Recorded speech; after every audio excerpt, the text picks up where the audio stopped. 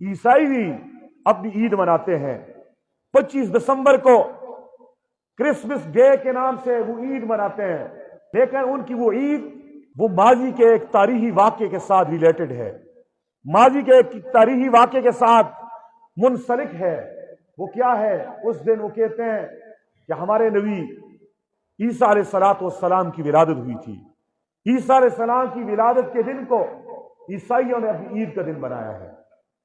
یہودیوں نے اس دن کو عید کا دن منایا جس دن موسیٰ علیہ السلام کو اور بنی اسرائیلیوں کو فرعون سے نجات ملی اور فرعون غرق ہوا بحیرہ قلزم میں، اس دن کی یاد میں وہ عید مناتے ہیں۔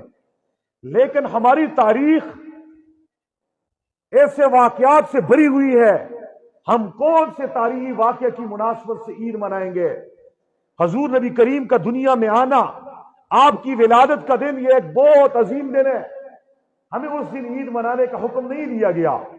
حضور نبی کریم کو نبوت جس دن ملی وہ دن بڑا عظیم الشان اور عظمت والا دن ہے، لیکن اس دن بھی عید نہیں رکھی گئی۔ حضور نبی کریم نے جس دن مکہ سے مدینہ ہجرت کی وہ دن بھی بڑی عظمتوں والا ہے، لیکن اس دن بھی عید منانے کا حکم نہیں ہے۔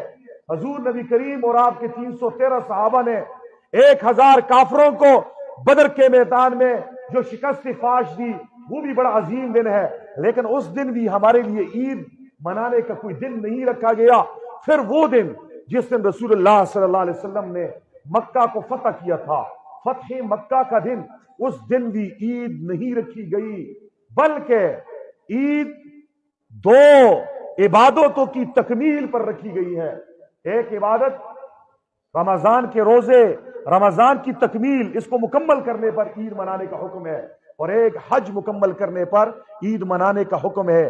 گویا کہ ہمیں بتا دیا گیا، اے امت محمد صلی اللہ علیہ وسلم، تمہاری تاریخ میں تو اتنے دن ہیں، اتنے دن ہیں، جس دن کے جس گھنٹے کو دیکھو اس دن میرے آباء و اجداد کے کارناموں سے وہ دن منور روشن ہے۔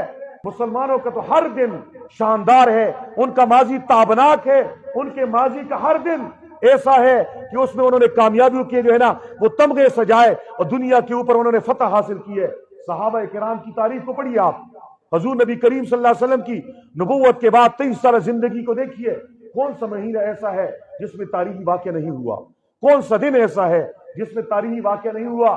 اس لیے اللہ رب العزت نے امت محمد صلی اللہ علیہ وسلم کو جو عید کا موقع دیا ہے وہ ماضی کے کسی تاریخی واقعے کے ساتھ وابستہ نہیں ہے، بلکہ 2 عبادتوں کی تکمیل پر عید منانے کا حکم دیا ہے، ایک رمضان مکمل کرنے کی خوشی پر اور ایک حج مکمل کرنے کی خوشی پر۔